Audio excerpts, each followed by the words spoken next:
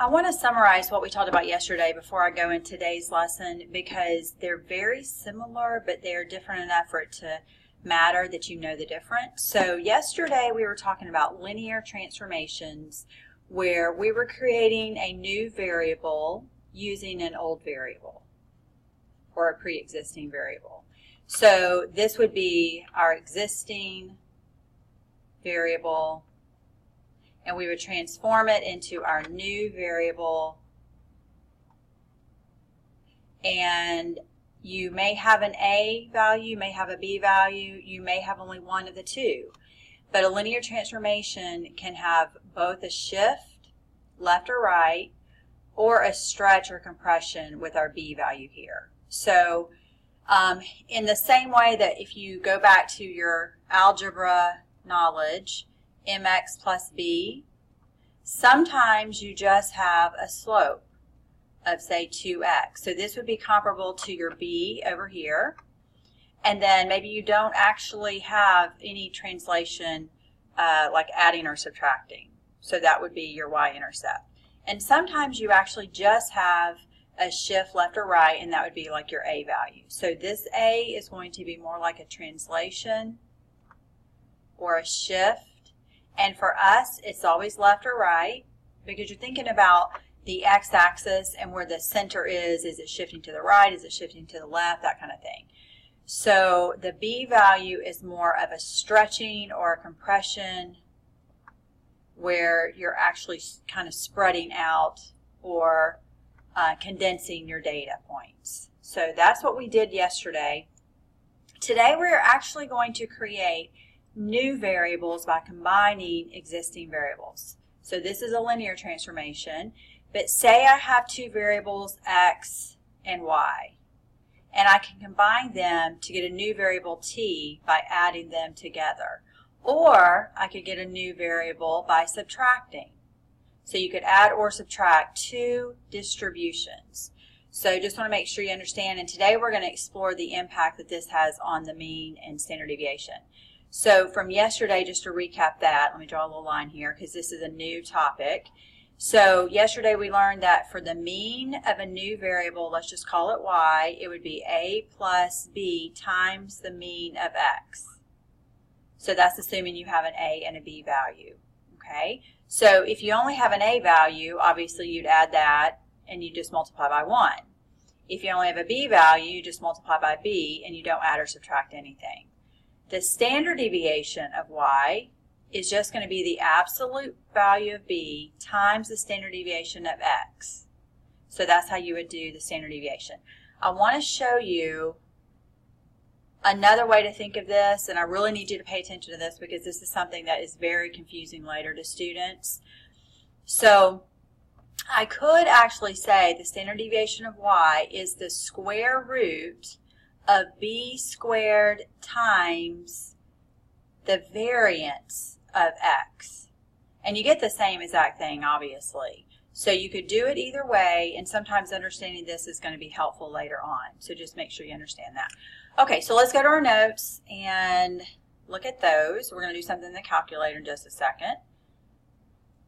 Okay, so suppose that the height m, so we have a distribution m, of male speed daters follows a normal distribution with a mean of 68.5 inches and a standard deviation of 4 inches, and the height f of female speed daters follows also a normal distribution with a mean of 64 inches and a standard deviation of 3 inches.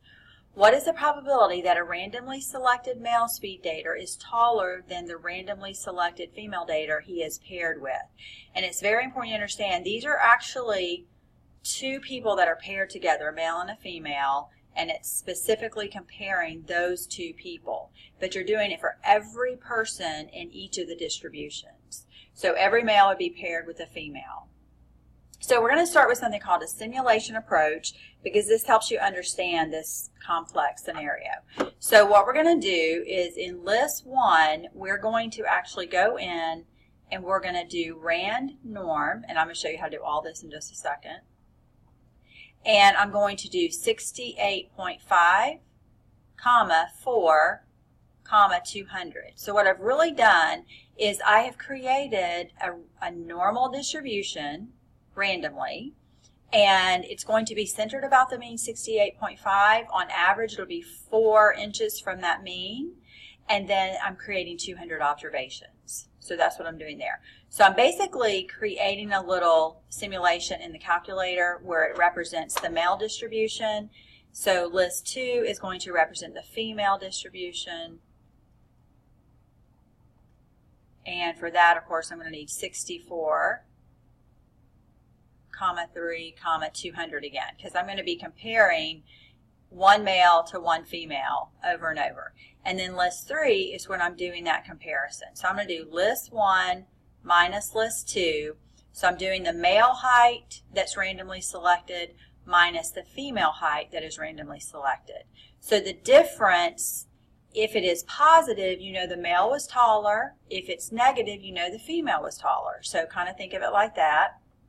So what we're going to do is we're going to go and we're going to look and we're going to actually record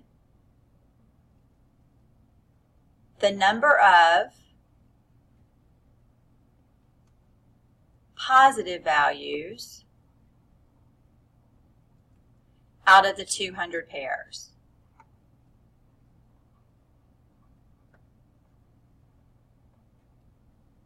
Okay, so we're going to look at a histogram to do this. So I'll show you that in just a second.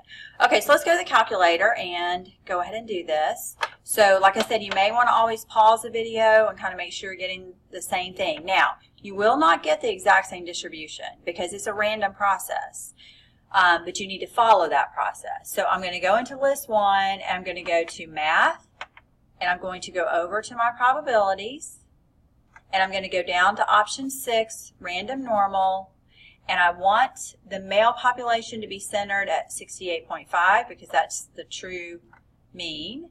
And then the standard deviation will be 4, and I want 200 trials. I'm going to press enter, and it's going to create my males. It'll take a second for this to generate.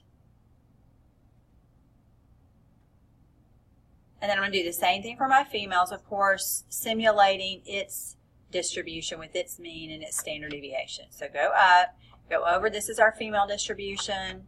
Again, go to math, go to probability, go to option 6, and now I need a mean of 64, a standard deviation of 3, and I still need my 200 trials.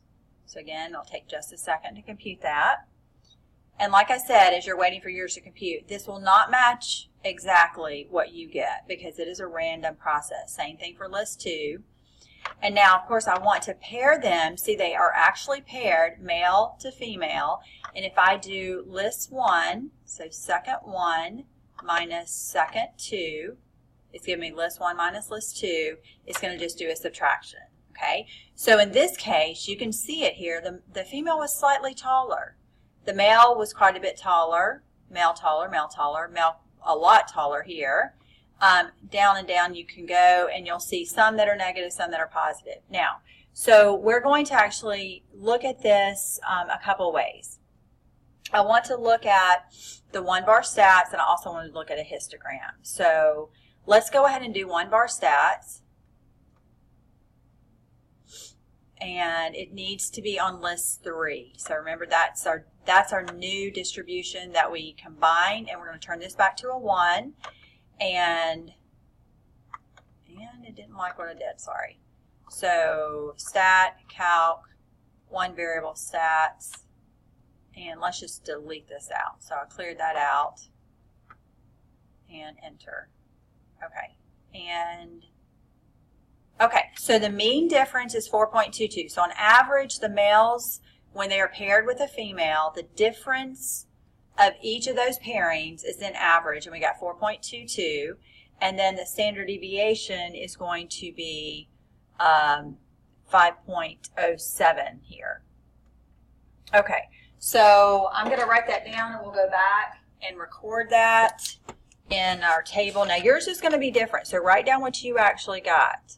So you want your mean, minus 4.22, and you want your standard deviation, which is going to be 5.07. All right, so So make sure we get that written down. So go down a little bit. And then I'm also going to be looking at the actual shape of this, okay? But you have shape, center, spread, so we can go ahead and write that down. So my center was x bar equal to 4.22, and my spread was sigma sub x, and it was 5.07. Well, like I said, yours should be close to this, but not exactly. Now the shape, we need to look at that. So let's go back to the calculator. And what I'm going to do now is I'm going to go and I'm going to do a histogram on list 3. So everything's off here but this first one. So I'm going to go into there. And I want to choose histogram. And I want to put in list 3, because that is my new distribution of the difference between the heights. And then I'm just going to do zoom and 9. I'm not sure if I have a function still on here. Let me get, yeah, I do. So let me clear this out. So zoom and 9. Okay, so what I see is it looks pretty symmetric and it looks approximately normal. And that is because the original 2 distributions were normal. When you combine 2 distributions, the new distribution will take on the normal shape if the first 2 were also normal. Okay. Now what I want to do is I want to figure out where do my positives start happening. So I'm going to trace across. So here my males are quite a bit taller than my females. And then I'm still, all of these are still taller. Now here is, sorry, I said that backwards. So I want to record the positives out of the 200. Okay, so it looks like here we have negatives and kind of hard to tell. So I'm going to do this a different way. I'm going to go to my statistics, going to go back to my data, and I'm actually going to sort this so then I can see exactly how many males are taller versus the females being taller. So I'm going to go out of this and I'm going to go to math and I'm going to go to, sorry, I'm going to go to list because I want to sort a list. I'm going to list operations and I'm going to sort ascending and I'm going to sort list 3. And now that I do that, it does it for me, so I can go back in and look at it. Now, so these are all negatives, meaning these are where the females are higher. So all I'm going to do is go and look at where I have a positive value. We're almost there. And yours may be slightly different, and that's fine. I want you to do what you have for yours. So here it looks like the first observation that the male is taller is going to be the 44th observation. So that means 43 out of my 200 observations were cases where the female was taller. Okay, so I'm going to have 43 out of 200, and we need to also talk about the shape of this as well. So I had approximately 22% of the time, or 0.22, females were taller.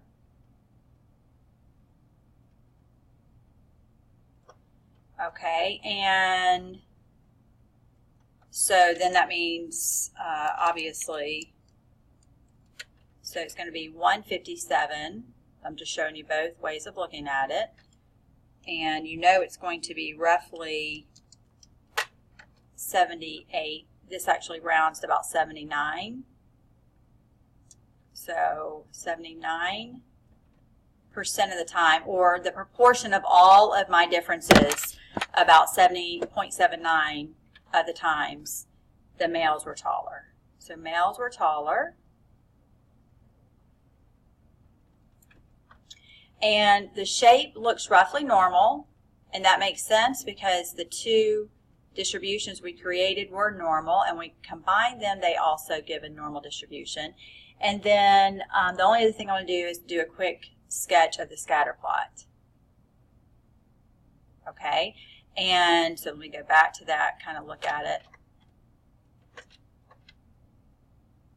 Okay, so we decided that somewhere, let's see, I want to trace, sorry.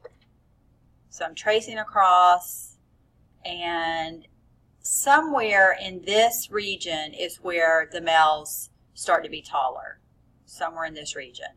So it looks pretty normal. I'm just going to go sketch that. The first one was pretty small. It doesn't have to be perfect. It's kind of hard for me to do because I can't see it. Okay. So we have 10 bars here. And yours is not going to look exactly the same. And mine peaks at around 5.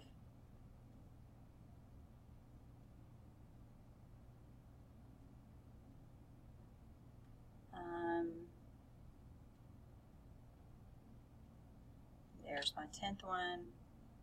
And I think I have a small one over here. Okay, so it looks roughly normal, and somewhere in this region here, so 1, 2, 3, 4, the 4th bar over is where the males started to be taller. Somewhere in there.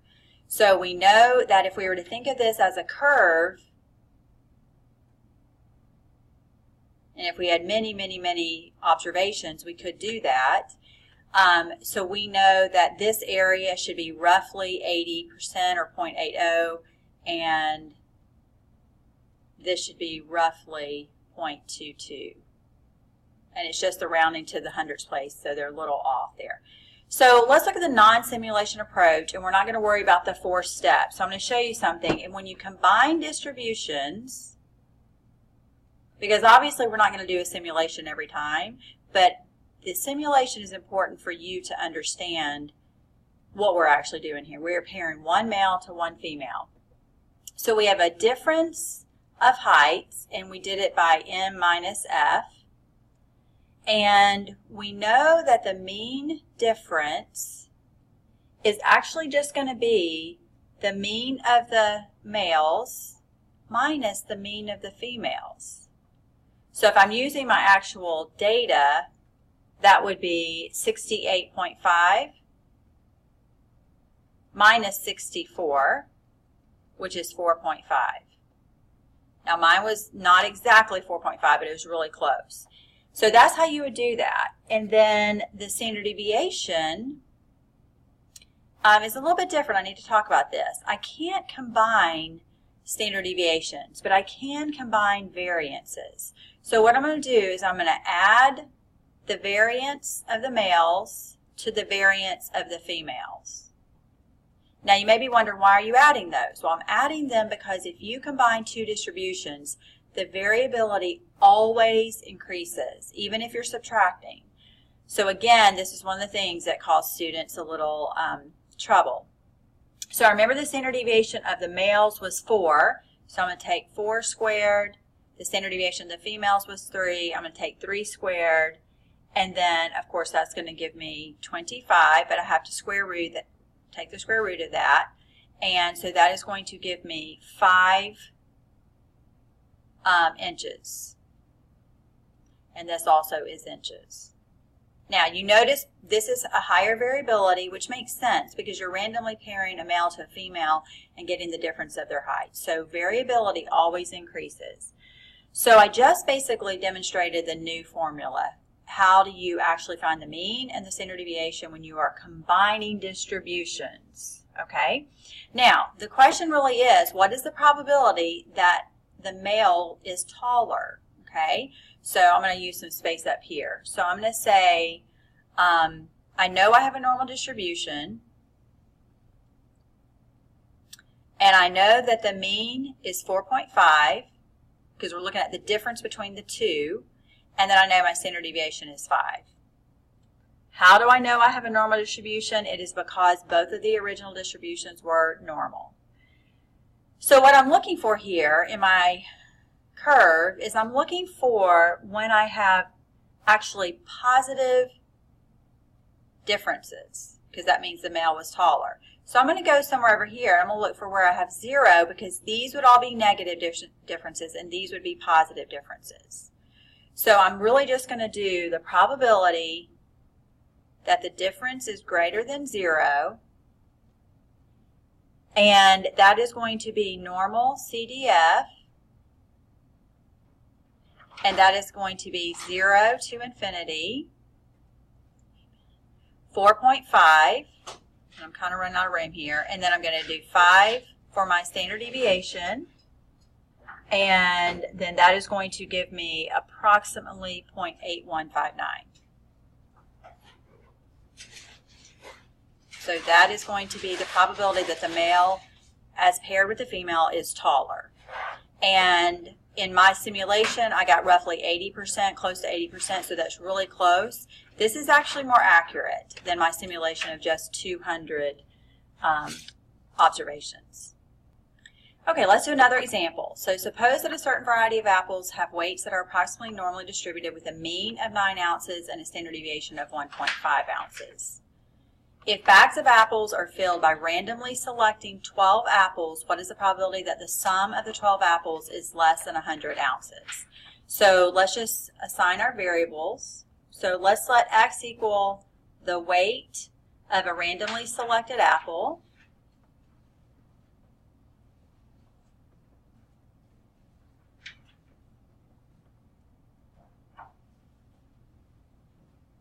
So it will have a normal distribution of 9 ounces for the mean and 1.5 ounces for the variability. Then let's let T be the sum of 12 independent normal random variables.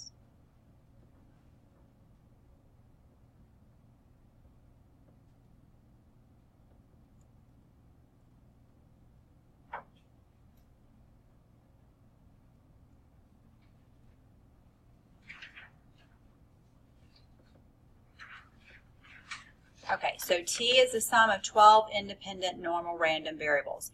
Basically, that is saying T is going to be the sum of the weights of 12 randomly selected apples. So that is what that is saying. So the total is going to be the first randomly selected apple's weight plus the second randomly selected apple's weight all the way to the 12th randomly selected apple. Okay, now writing it out, because I want you to see that this is a combination. Even though you feel like you should just multiply by 12, you're actually adding the weights of all 12 apples. So it is not a transformation. You're literally combining the distributions for the 12 apples. So this is a combination, and it will be 12x. But this 12 is not your B that you may be thinking of. And that's the hardest thing in this whole unit right here. So this is a combination.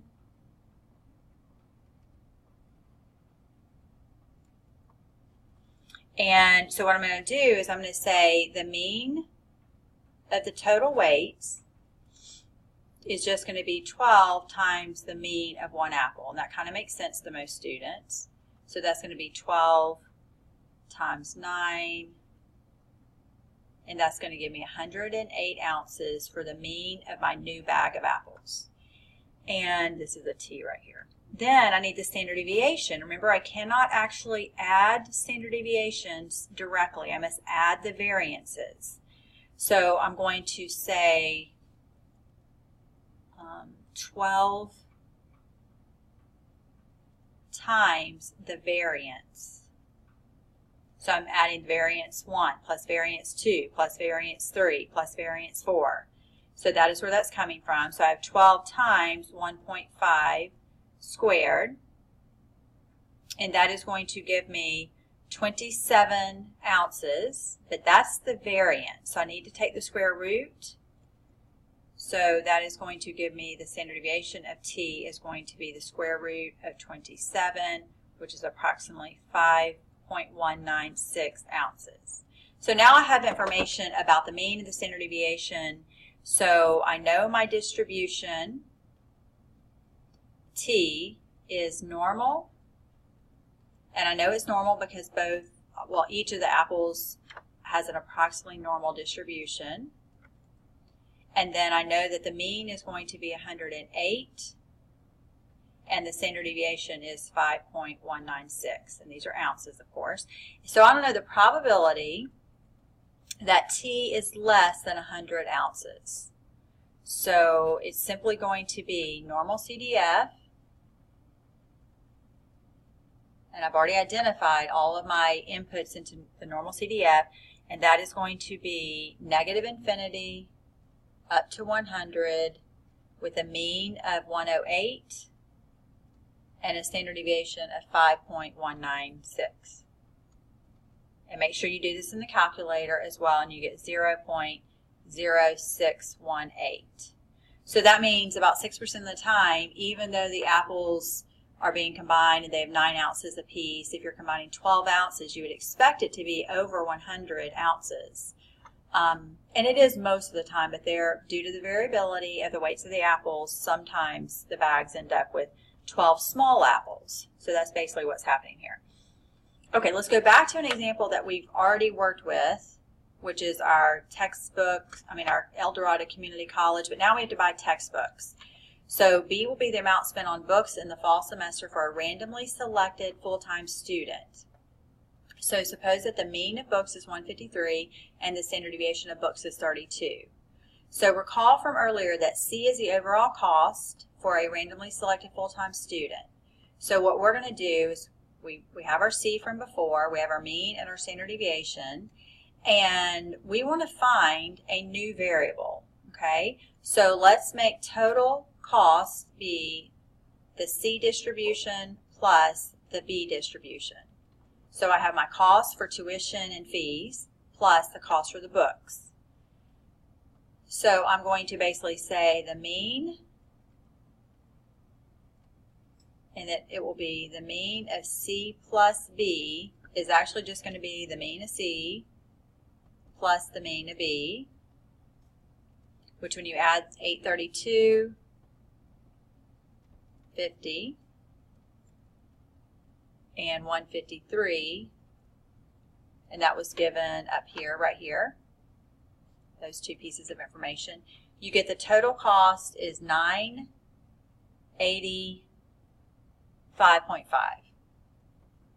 Okay, so that's the average cost you could expect.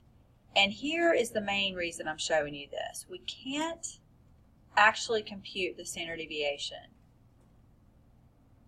because standard deviation depends on independent variables. So we can't actually compute the standard deviation because the cost for tuition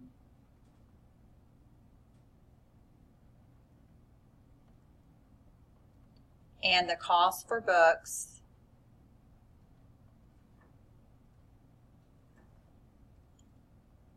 are not independent. And let's talk about why that would be the case.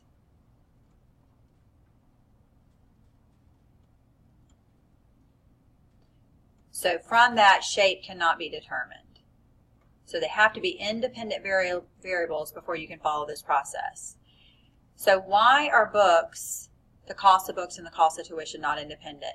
Most of you probably think through that and realize, well, the more hours you take or the more units you take, the more books you have to buy. So as the cost of tuition increases, so does the cost of books. So they're definitely not independent of each other.